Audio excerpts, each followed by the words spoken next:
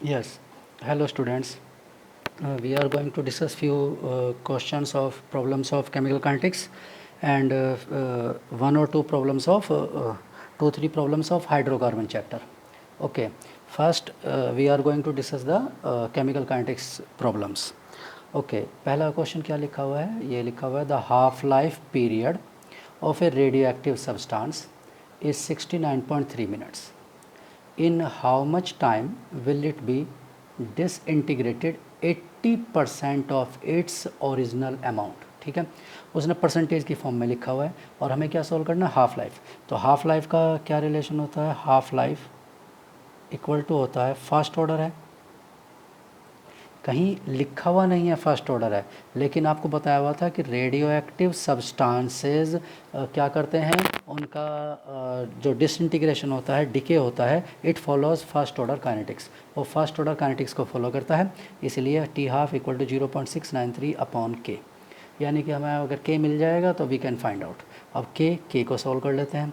के equal to क्या होगा? 2.303 upon T time log N naught upon N T.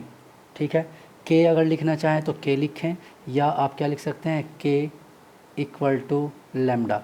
तो क्योंकि रेडियो एक्टिव है इसलिए बुक्स में 0.693 अपॉन लेमडा लिखा होगा, और यहाँ lambda equal to 2.303 upon time. कितना टाइम है?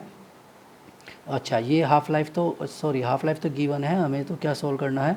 टाइम टी सॉल्व करना है। ठीक है, तो हाफ लाइफ तो ऑलरेडी गिवन है। कितना गिवन है? 69.3, 0.693 अपॉन लैम्डा। ठीक है, तो यहाँ से लैम्डा क्या आ जाएगा? 0.693 अपॉन 69.3। ठीक है, और यहाँ 2 ज़ीरो कैंसिल आउट, ये हो गया, और ये आ गया 100, यानी कि लैम्डा की वैल्यू हो जाएगी 1 upon 100 equal to time log, यहाँ पर वही है N naught by N T, N naught 100%। ठीक है, अब एन टी क्या होगा? एट टाइम टी कितना परसेंट मान लिया, एज्यूम किया, let N naught equal to 100%। N naught 100% है ऐसा मान लिया है, तो 100 का या 100% भी लिखने की रिक्वायरमेंट नहीं है, 100 मान लीजिए। ठीक है, इक्वल टू 100। ठीक, तो एन नोट की वैल्यू 100 है, तो उसका 80% डिकम्पोज हो गया। 80% डिकम्पोज यानी कि बचा हुआ कितना है? 20। ठीक है, तो यहाँ पर जो एन टी की वैल्यू है, एन टी इक्वल टू क्या होगा? 100 माइनस 100 इंटू 80%।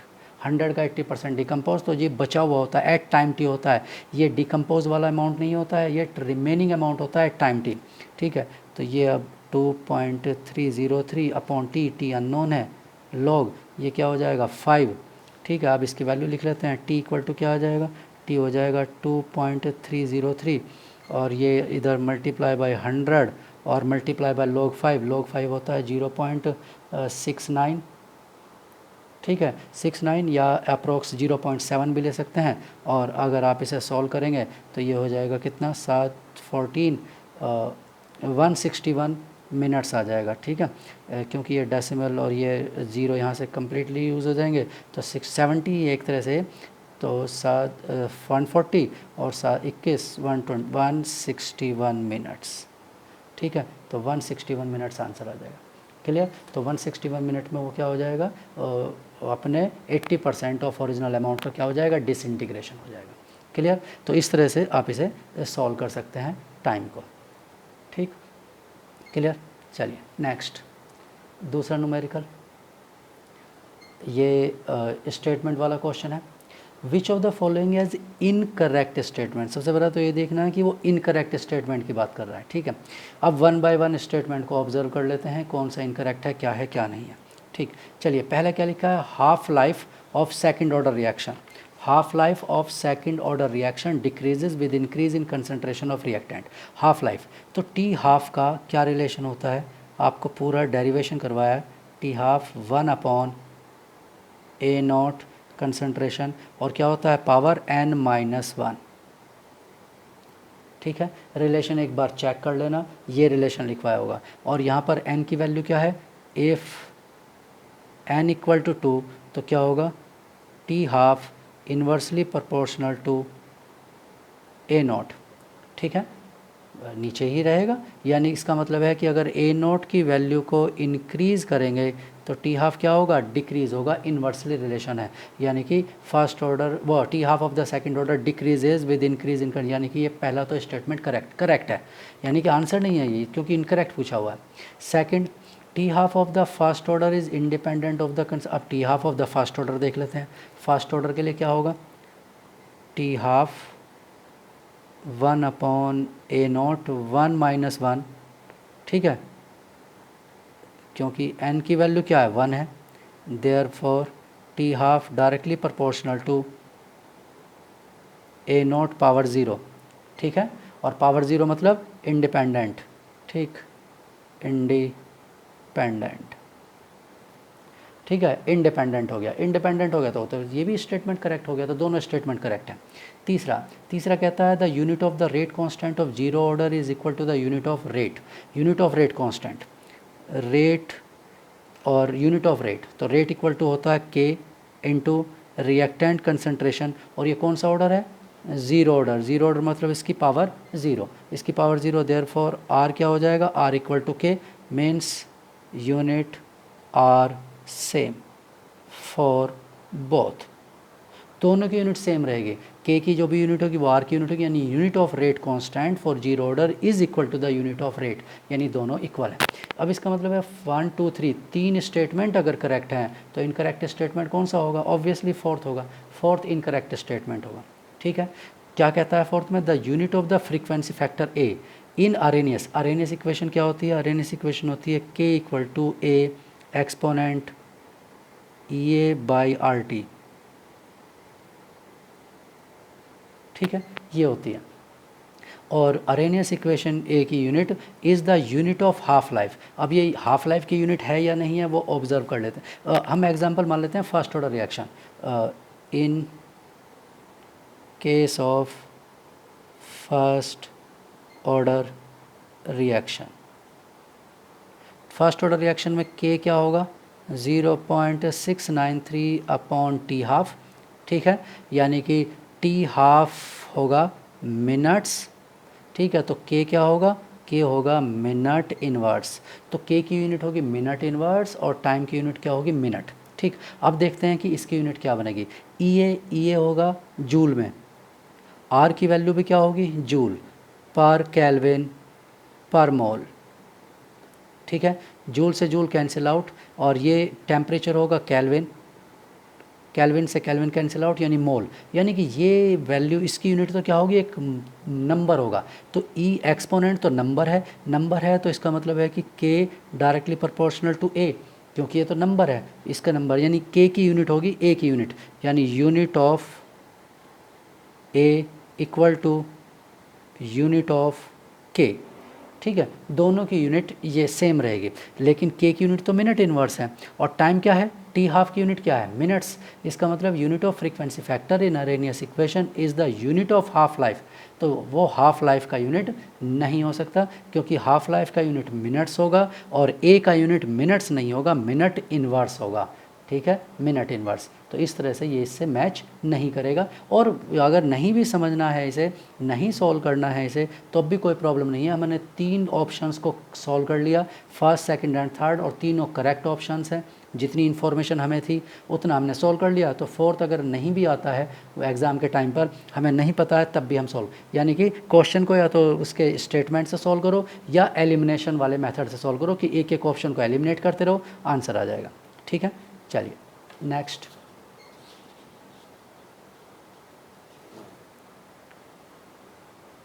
ये क्वेश्चन है, consider the following first order reaction. एक फर्स्ट ऑर्डर रिएक्शन है taking place at 300 kelvin temperature in 0.5 NaCl, यानी सुक्रोज का हाइड्रोलिसिस है। और सुक्रोज का हाइड्रोलिसिस क्या होता है, एक स्यूडो फर्स्ट ऑर्डर रिएक्शन होता है। वैसे भी उसने फर्स्ट ऑर्डर रिएक्शन लिखा हुआ है, तो ऑब्वियसली ये फर्स्ट ऑर्डर है। वैसे आपको एग्जाम्पल में स्यूडो फर्स्ट ऑर्डर एग्जाम्पल लिखा हुआ है। ग्लूकोज और फ्रक्टोज बनते हैं एट टाइम जीरो पर the initial rotation of the mixture का इनिशियल रोटेशन 32.4 डिग्री है।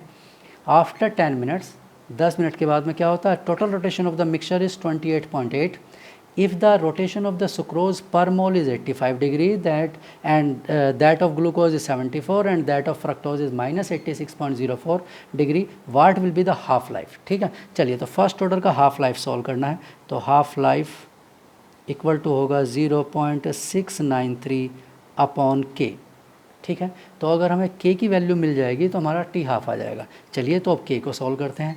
के इक्वल टू होता है 2.303 अपॉन टी लॉग। अब ये क्या लिखे हैं यहाँ पर, चलिए देख लेते हैं क्या होगा। ये सुक्रोज से ग्लूकोज और फ्रक्टोज बनता है। इसके initial mole A00 time 0, A minus x और x टाइम टी।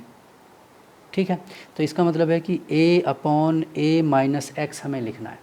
ठीक है, A की और A माइनस एक्स की वैल्यू को हमें लिखना है, जैसे ये आ जाएगा यहाँ पर। तो इसका मतलब है 2.303 टाइम कितना गिवन है 10 मिनट लॉग। बस हमें A और A माइनस एक्स की वैल्यू को फाइंड आउट करना। चलिए तो A और A को फाइंड आउट कर लेते हैं। ठीक, अब ये हमने A मोल्स लिया है, लेट द A मोल्स। ठीक है, A moles of sucrose present in 1 litre या जो भी सॉल्यूशन होगा वो, क्योंकि वो सभी के लिए इसका वॉल्यूम और इसका वॉल्यूम दोनों का क्या रहेगा, सेम रहेगा। तो A divide by V, A minus X divide by V, वो क्या हो जाएगा, कैंसिल आउट। इसलिए कोई डायरेक्ट मोल्स लिख सकते हैं, कोई प्रॉब्लम नहीं, मैंने पहले भी समझाया हुआ है आपका। तो A मोल्स हमने इसके एज्यूम कर लिए हैं। तो अब ये कहता है कि if the rotation of the sucrose पर मोल इज़ 85। ठीक है, तो हमारी इक्वेशन के अकॉर्डिंग क्या है, एट टाइम ज़ीरो पर चलते हैं, A इंटू 85। ठीक है, क्यों, क्योंकि 85 डिग्रीज पर mole and we have A moles. तो A इंटू 85 इक्वल टू, ये तो हुआ हमारी इक्वेशन। और न्यूमेरिकल में कितना गिवन है, न्यूमेरिकल में गिवन है 32.4 डिग्री। ये मैंने आपको ऐसे इस टाइप के एग्जांपल, डिग्री लिखना चाहें लिखो, अदरवाइज़ कोई यूज़ नहीं है उसका डिग्री का, क्योंकि आंसर तो वो न्यूमेरिकल वैल्यू है, कैंसिल आउट हो जाएगा। तो डिग्री लिखो या नहीं लिखो कोई इफेक्ट नहीं पड़ता।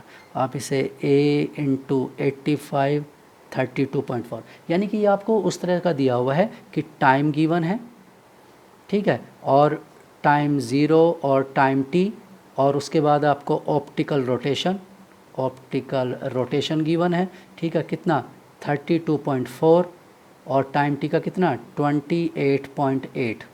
इस तरह का डेटा गिवन है, जैसे मैंने आपको उसमें R0 RT और R इन्फिनिटी की टर्म्स में लेकर के समझाया था। और मैंने कहा था कि न्यूमेरिकल में R0 RT वगैरह नहीं होते हैं, वहाँ पर न्यूमेरिकल वैल्यू लिखी होती है, लेकिन हम सॉल्व कर। और हमने R1 R2 भी लिया था। R1 is the value of glucose, वो sucrose, R2 is the value of, ये R1 वैल्यू है, ये वाली वैल्यू R2 है फॉर ग्लूकोज, और ये वाली वैल्यू नेगेटिव R3 लिखा था फॉर फ्रक्टोज। तो हमने R1 R2 R3, इन्होंने R1 की वैल्यू दे दी, R2 की दे दी, R3 की दे दी है, R0 गिवन है, RT गिवन है।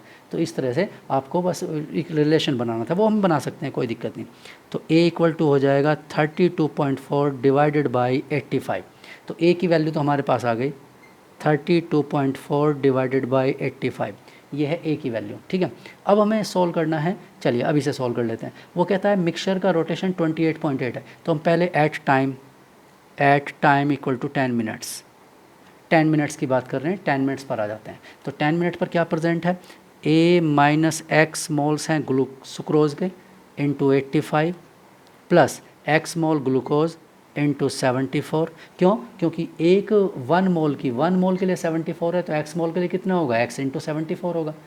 ठीक है, चलिए, और यहाँ पर इस बार क्या होगा, वैसे मैं ब्रैकेट में लिख देता हूँ, बाद में नेगेटिव लिख लेंगे, एक्स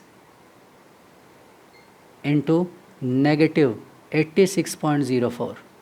क्यों, क्योंकि ये नेगेटिव वैल्यू है उसकी 1 मोल के लिए और एक्स मोल्स हैं, और इक्वल टू, ये तो हुआ हमारी इक्वेशन के अकॉर्डिंग, और न्यूमेरिकल के डेटा के अकॉर्डिंग वो कितना है 28.8। ठीक है, तो यहाँ से आ जाएगा कि ये क्या आ जाएगा 85A minus 85X plus 74X, और ये हो जाएगा नेगेटिव 86.04X इक्वल टू 28.8। ठीक, अब यहाँ से ये x और x, तो ये हो जाएगा 85 और ये हो जाएगा नेगेटिव का 11x और ये इसमें ऐड हो जाएगा 97। तो 85A minus 97.04x equal to 28.8, ठीक है। और a की वैल्यू कितनी है, a की वैल्यू ये है, तो हम 85 into 32.4 upon 85 minus 97.04x equal to, ठीक, तो negative 97.04x equal to 28.8 minus 32.4। तो ये तो नेगेटिव नेगेटिव, क्योंकि नेगेटिव वैल्यू आने वाली है इसलिए वो कैंसिल आउट हो जाएगा। तो कितना आ जाएगा ये 32, 8, 6 और 14 और 1, 11, 31, 3, 3.6 अपॉन 97.04, ये है x की वैल्यू। तो हमने x को फाइंड आउट कर लिया, ठीक है, और हमारे पास a की वैल्यू है, तो बस ठीक है, यहाँ पर a माइनस एक्स लिख देते हैं। a हमारे पास है 32.4 अपॉन 85 माइनस x की वैल्यू है 3.6 अपॉन 97.04। अब आपको ये सॉल्व करना होगा, यहाँ से इसकी वैल्यू को सॉल्व करिए, क्योंकि सब्जेक्टिव क्वेश्चन है, ऑप्शन है नहीं कुछ भी, ठीक है, तो you have to solve it. अब आपको क्या करना है, एलसीएम लीजिए, इन्हें सॉल्व करिए, ठीक है, और कैलकुलेशन करने के बाद या तो पहले ही सिंपल कर लो इन्हें, अगर आप यहाँ कैलकुलेट नहीं करना चाहते हैं तो पहले ही कैलकुलेशन करके इसे डिवाइड करके, ठीक है, कैलकुलेटर का यूज़ करो, क्योंकि सब्जेक्टिव है तो पास टाइम होगा, तो अभी कैलकुलेटर का यूज़ कर लो, टाइम सेव करना चाहते हो, और नहीं तो कम्प्लीटली कैलकुलेट करना है तो आप कैलकुलेशन करिए, इसका एलसीएम लीजिए यहाँ पर, ठीक है, या यहाँ से x की वैल्यू को पहले डेसिमल्स में सॉल्व कर लो, इसे डेसिमल्स में सॉल्व कर लो और सीधा माइनस कर दो, ठीक है। हाँ, आगे जब आप इसे सॉल्व करोगे तो बहुत सिंपल वैल्यू आ जाएगी, कोई बहुत ज़्यादा कॉम्प्लिकेटेड वैल्यू नहीं रहेगी, ठीक है, वो एक दूसरे से कैंसिल आउट हो जाएगा, log 2 या 3, 4 ऐसा ही कुछ आएगा, ठीक है, बहुत ज़्यादा कॉम्प्लिकेटेड नहीं आएगा, अभी देखने में लग रहा है कि कॉम्प्लिकेटेड है, क्लियर। तो इस तरह से क्वेश्चन, तो मैंने इसीलिए आपको सारे टाइप समझा दिए थे फर्स्ट ऑर्डर के, तो आपको और कहा भी था कि वो पी नॉट या वी नॉट या वी इन्फिनिटी या आर नॉट आर इन्फिनिटी की टर्म्स में नहीं होगा, क्वेश्चंस में न्यूमेरिकल वैल्यू लिखी होगी, तो आपको उसी तरह से करना है जैसे मैंने वो आपको एक्सप्लेन किए थे, उन्हें एक बार दोबारा से देखो, ठीक है, वीडियो लेक्चर को देखो या पीडीएफ को देखो, और उसके बाद उन्हीं को जैसा हमारे इक्वेशन के अकॉर्डिंग और गिवन डेटा के अकॉर्डिंग, फिर इक्वेशन के अकॉर्डिंग और गिवन डेटा के अकॉर्डिंग उनको इक्वल कर दो, क्योंकि हमारा theoretical explanation, theoretical answer, theoretical data should match with the experimental value, answer से या एक्सपेरिमेंटल वैल्यू से मैच करना चाहिए, ठीक है। चलिए नेक्स्ट, तो इसे कैलकुलेट कर लेना, आंसर देख लेना क्या आता है।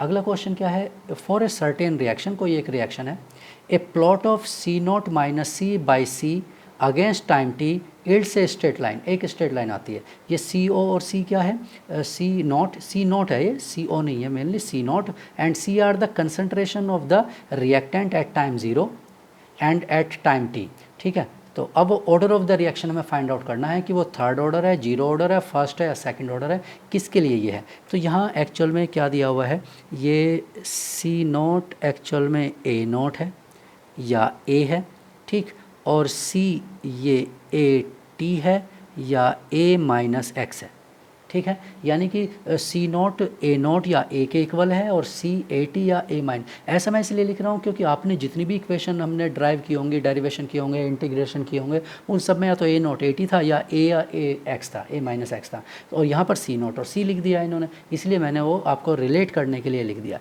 इसका मतलब एक तरह से सी नॉट माइनस सी, ये क्या है, A naught minus A T upon A T है, ठीक है, ये है, इसका ग्राफ है, ठीक है, वर्सेस किसका ग्राफ, ये है टाइम का ग्राफ है, ठीक है, और ग्राफ क्या कह रहा है, ग्राफ कह रहा है कि एक स्ट्रेट लाइन आ रही है, इस तरह से एक स्ट्रेट लाइन है, time A naught minus A T upon A T, ठीक है। मैं फिर बता रहा हूँ कि ये वाली वैल्यू क्या है, ये एक्चुअल में सी नॉट सी माइनस वो अपॉन सी, ये वाली वैल्यू है वर्सेस टाइम। तो ये ही ग्राफ को हमने यहाँ पर ड्रॉ किया है, ऐसा कुछ नहीं है कि हमने अलग से कुछ किया, ठीक। चलिए अब हमें देखना है कि ये अब सिंपल है, ये इक्वेशन है, तो हमारे पास y equal to M X plus C, मैंने आपको बताया था केमिस्ट्री में एक दो इक्वेशंस को छोड़ दो, यानी एक दो रिएक्शंस को छोड़ दीजिए, इक्वेशंस मतलब रिएक्शन मीन्स ये ग्राफ वगैरह से जो रिलेटेड होती हैं, otherwise all obey the line straight line equation y equal to M X plus C, सभी में y equal to M X plus C होगा, ठीक है। जैसे हम एक एक करके अब इसे मैच करके देखेंगे कि वो होता है या नहीं होता। जैसे थर्ड है, ठीक है, तो थर्ड ऑर्डर के लिए सॉल्व कर लेते हैं, यहाँ पर लिख लेते हैं। पहला ऑप्शन थर्ड ऑर्डर है, ठीक है। तो थर्ड ऑर्डर के लिए ग्राफ, अब थर्ड ऑर्डर की जो इक्वेशन होती है वो इक्वेशन क्या है? थर्ड ऑर्डर की इक्वेशन है इसमें के 2t इक्वल टू होता है 1/AT² माइनस 1/A0 स्क्वायर।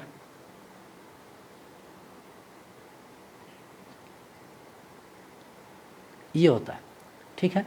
या हम इसे रिवर्स लिखेंगे तो ये लेफ़्ट साइड में आ जाएगा, और उसमें अगर मैं सिंपल फॉर्म में लिखता हूँ तो ये होगा A0² minus AT² upon AT² into A0² equal to KT, ठीक है, यही होगा। और अगर मैं इसे y इक्वल टू, यानी कि इसे, क्योंकि ये तो कांस्टेंट है, A0 की वैल्यू तो कांस्टेंट रहती है, वो तो वेरिएबल नहीं है ना, AT वेरिएबल है, AT is variable, A0 is constant. अगर मैं इसे राइट हैंड पर भी ले जाता हूँ, ठीक है, तब भी ग्राफ किसके बीच में बनेगा? ग्राफ बनेगा A0² AT² upon AT² equal to K 2T into 2T into A0²। चलो ये सब तो ठीक है, आपने मान लिए कि ये तो कांस्टेंट है, ये भी कांस्टेंट है, 2 भी कांस्टेंट है, ठीक है। तो t के वर्सेस जब ग्राफ ड्रॉ करेंगे तो उसमें स्क्वायर का रिलेशन आएगा। यहाँ तो स्क्वायर का रिलेशन नहीं है, यहाँ तो सिंपल है, तो इसका मतलब ये थर्ड नहीं है, मतलब थर्ड ऑर्डर आंसर नहीं है। अब जीरो ऑर्डर के लिए देखते हैं। अब ऐसे ही मैं एक एक करके सॉल्व कर दूंगा, ठीक है। जीरो ऑर्डर के लिए देखते हैं और फिर उसके बाद सेकंड ऑर्डर के लिए, क्योंकि फर्स्ट तो पॉसिबल ही नहीं है, फर्स्ट में तो ln होता है और यहाँ कहीं ln नहीं है, तो फर्स्ट को तो भूल जाइए। थर्ड हमने सॉल्व कर लिया, ये नहीं है, तो जीरो और सेकंड में से कोई आंसर आएगा। अब जीरो ऑर्डर की बात करें तो जीरो ऑर्डर रिएक्शन क्या होती है? जीरो ऑर्डर आपको पता है, जीरो ऑर्डर रिएक्शन होता है A0 minus AT equal to KT, ठीक है, ये होगा। अब इसका मतलब है कि ये तो y equal to mx plus c की बात करें तो t तो यहाँ तो ठीक है, लेकिन y के अलोंग तो सिर्फ क्या है? A0 माइनस AT है, तो डिवाइड बाई AT तो है ही नहीं। इसका मतलब है कि ये इसका ग्राफ भी ऐसा नहीं बनेगा, ठीक। चलिए अब बात करते हैं सेकंड ऑर्डर। तो बच्चा क्या सेकंड ऑर्डर आंसर है, यानी आंसर क्या है? Second order. फिर भी एक बार देख लेते हैं सेकंड ऑर्डर के लिए।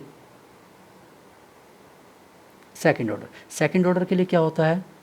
1/AT minus 1/A0 equal to होता है KT, ठीक। और मैं इसे अगर LCM लेता हूँ तो ये हो जाएगा A0 minus AT upon AT A0 equal to KT, ठीक है, क्लियर। और अगर हम इसे लिखें तो ये हो जाएगा A0 minus AT upon AT equal to K into A0 into T, ठीक है। तो ये तो स्लोप हो गया K इंटू A0, क्योंकि A0 तो कांस्टेंट, आपको बताया ना, A0 कांस्टेंट वैल्यू है, ये वेरिएबल नहीं है।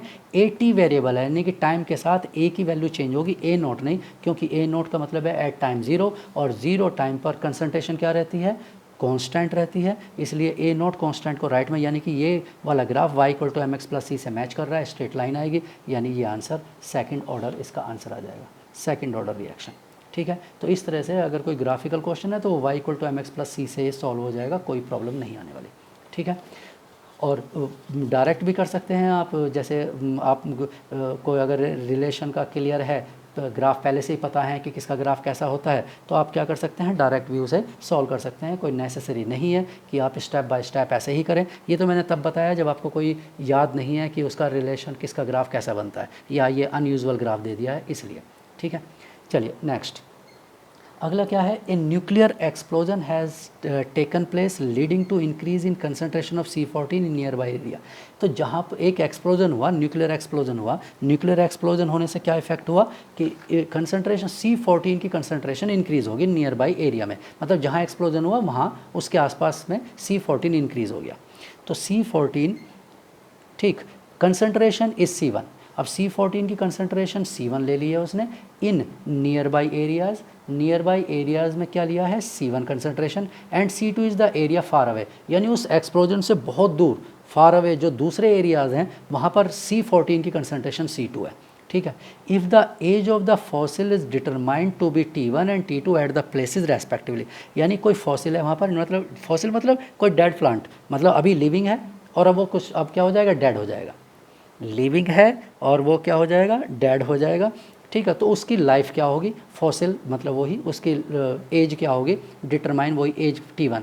नियर बाई एरिया में T1 कह रहा है और T2 कह रहा है प्लेसेस रेस्पेक्टिवली मतलब फार अवे एरिया। तो T2 में मतलब एक जैसे फॉसिल है, मतलब एक जैसा ही प्लांट है या कोई है मटेरियल जो एक एक्सप्लोजन के क्लोज है और दूसरा एक्सप्लोजन से दूर है। तो एक्सप्लोजन के जो क्लोज है उसके लाइफ है T1 उसकी एज, और जो एक्सप्लोजन से दूर था उसकी एज क्या है, T2 है एट द प्लेसेस रेस्पेक्टिवली, ये कह रहा है।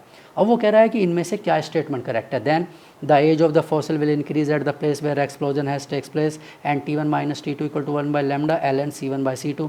Age of the fossil will decrease at the place where the explosion has taken place and T1 minus T2 1 by lambda, ये है। The age of the fossil will be determined to B same, यानी दोनों जगह पर as same रहेगी, या T1 by T2 equal to C1 by C2 है। तो ये एज इंक्रीज डिक्रीज वो तो हम देख लेंगे, पहले हम रिलेशन देख लेते हैं कि T1 T2 का C1 C2 के साथ क्या रिलेशन होगा। उससे क्या हो जाएगा, उससे ये क्लियर हो जाएगा कि ए या बी या सी या डी में से क्या आंसर आने वाला है। ठीक है, वो क्लियर हो जाएगा। चलिए, तो हम क्या करते हैं, near by area.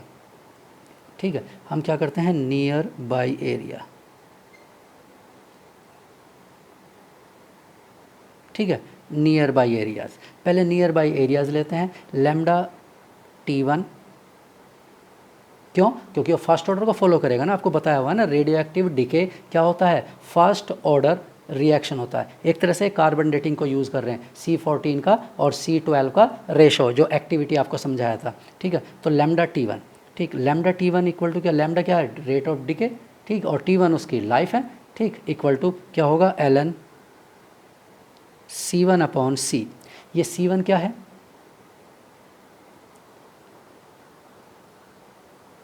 Initial concentration of C14। ठीक है, C14 का इनिशियल कंसंट्रेशन है, इनिशियल कंसंट्रेशन मतलब टाइम 0 पर। ठीक, और ये C क्या है, C is the final concentration of C14 यानी एट टाइम T1। तो T1 टाइम पर ये है C कंसंट्रेशन है उसका, और ये है किसका, इनिशियल कंसंट्रेशन C14 का। ठीक है, क्यों, क्योंकि C14 की ही बात क्यों करें, क्योंकि आपको बताया था कार्बन डेटिंग में C14 और C12 का रेशो होता है, लेकिन 12 तो वैल्यू कॉन्स्ट स्टेबल है, वो तो चेंज होता ही नहीं है, लेकिन 14 की वैल्यू क्या होती है, टाइम के साथ डिक्रीज़ होती है। क्यों, क्योंकि C14 टाइम के साथ, उसकी हाफ लाइफ बताया था 5770 ईयर, मतलब 5770 ईयर्स में C14 अपने इनिशियल अमाउंट का आधा रह जाएगा, यानी टाइम के साथ वो क्या करता है, डीके होता रहता है। इसीलिए इनिशियल कंसंट्रेशन अलग होगी और टाइम टी की कंसंट्रेशन अलग होगी, जो कि उसकी एज होगी, यानी एट प्रेजेंट टाइम। ठीक, ये होगा। अब नियर बाई एरिया में तो ये होगा। अब हम देख लेते हैं फार अवे, मतलब areas far away. Far away areas में क्या होगा, लैम्डा, क्योंकि है तो फर्स्ट ऑर्डर रिएक्शन ही, तो लैम्डा टाइम T2। ठीक, अब सेम ही फॉसिल है, यानी फॉसिल छोड़ दीजिए, C14 है, C14 तो सेम है ना दोनों जगह पर, तो C14 का डिके कांस्टेंट क्या रहेगा, आपको बताया फर्स्ट ऑर्डर का डिके कांस्टेंट इनिशियल कंसंट्रेशन से क्या होता है, इंडिपेंडेंट होता है, वो उनके इनिशियल कंसंट्रेशन पर डिपेंड नहीं करता, रेट कांस्टेंट। ठीक है, K की वैल्यू हाफ लाइफ वो क्या होता है, K इक्वल टू होता है 0.693 डिवाइडेड बाई T हाफ, और T हाफ कांस्टेंट रहेगा। जब T हाफ कांस्टेंट रहेगा, ऑलवेज T हाफ कांस्टेंट रहेगा, आप चाहे कोई भी कंसंट्रेशन लें, जब T हाफ कांस्टेंट रहेगा तो K भी क्या रहेगा, कांस्टेंट रहेगा। इसलिए कोई भी वैल्यू लें उस टाइम गैप में लैम्डा कांस्टेंट रहेगा, तो लैम्डा कांस्टेंट है T2 टाइम। T2 क्या है, दूसरी एज है, age of the fossil at कहाँ पर, फार अवे वाले प्लेसेस पर, ln। इस बार कंसंट्रेशन क्या है, C2 अपॉन C। ठीक है, ये C2 क्या है, initial concentration, initial concentration of C14 यानी टाइम 0 पर, और C ये तो वही है final concentration, final concentration of C14 at time T2। ठीक है, ये फाइनल कंसंट्रेशन है, ठीक, उनकी। चलिए, अब हम क्या करते हैं, दोनों इक्वेशन का डिफरेंस ले लेते हैं, मतलब सॉल्व करके देख लेते हैं। Lambda T1 minus lambda T2 equal to ln C1 upon C ln C2 by C, ठीक है। तो ये हो जाएगा C1 अपॉन C2 अपॉन सी, ठीक है। ये इससे कैंसिल आउट, तो ये हो जाएगा लैम्डा कॉमन आ गया T1 माइनस T2, ठीक है। Therefore lambda equal to T1 minus T2 equal to 1 by lambda ln C1 upon C2, ठीक है। यानी कि आंसर डी तो नहीं है, डी क्योंकि डी में तो T1 by T2 equal to C1 by C2 लिखा हुआ, तो ये तो गलत हो गया, ठीक है। और अब इसमें age of the fossil will be determined to be the same. अगर दोनों का एज सेम है तो लेफ्ट हैंड साइड क्या होनी चाहिए, दोनों की एज अगर सेम है तो ज़ीरो होना चाहिए। लेफ्ट हैंड साइड ज़ीरो होने के लिए राइट हैंड साइड पर भी क्या होना चाहिए, ज़ीरो होना चाहिए। इसका मतलब C1 और C2 को क्या होना चाहिए, इक्वल होना चाहिए, क्योंकि C1 C2 इक्वल होगा तभी तो ln1 आएगा और उसकी वैल्यू क्या आएगी, ज़ीरो। तो लेफ्ट हैंड साइड को ज़ीरो होने के लिए right hand side should be zero, यानी C1 C2 should be equal. लेकिन वो तो इक्वल नहीं है क्योंकि C1 की वैल्यू क्या है, हायर है। C1 is the concentration near by area में एक्सप्लोजन हुआ है, तो उसने लिखा है increase places taking to increase in concentration of C14 near by area, यानी नियर बाई एरिया में, यानी C1 is greater than C2, C1 C2 से बड़ा। यानी कि आंसर C नहीं होगा, D नहीं होगा, आंसर A या B में से कोई होगा। अब A और B में से देखते हैं, दोनों में ही ये लिखा है T1 minus T2 equal to 1 by lambda ln C1 by C2, 1 by lambda ln C1 by C2, ये लिखा हुआ है। अब देखिए C1 बाई C2 अभी बताया कि C1 की वैल्यू C2 से ज़्यादा है, C1 is greater than C2, तो C1 C2 से अगर बड़ा है तो राइट हैंड साइड की वैल्यू क्या है, पॉजिटिव है। तो राइट हैंड साइड की वैल्यू पॉजिटिव है तो left hand side should be positive, और लेफ्ट हैंड साइड पॉजिटिव होने का मतलब है T1 should be greater than T2, ठीक है। Since C1 greater than C2 therefore T1 should be greater than T1 should be greater than T2, यानी T1 fossil मतलब T1 life कौन सी है, fossil near by area, life of the age of the fossil near by area, यानी the age of the fossil will increase at the places where the explosion takes place, यानी near by areas में fossil की age क्या होगी, T1 बढ़ जाएगी, और then that of the outside यानी फार अवे एरियाज़, यानी कि आंसर ए आंसर आना चाहिए, ठीक है। और बी नहीं होगा क्योंकि इसमें तो एज डिक्रीज़ होने की बात कर रहा है, ठीक है। इस तरह से उसकी एज पर इफ़ेक्ट होगा, क्लियर, ठीक है। चलिए नेक्स्ट,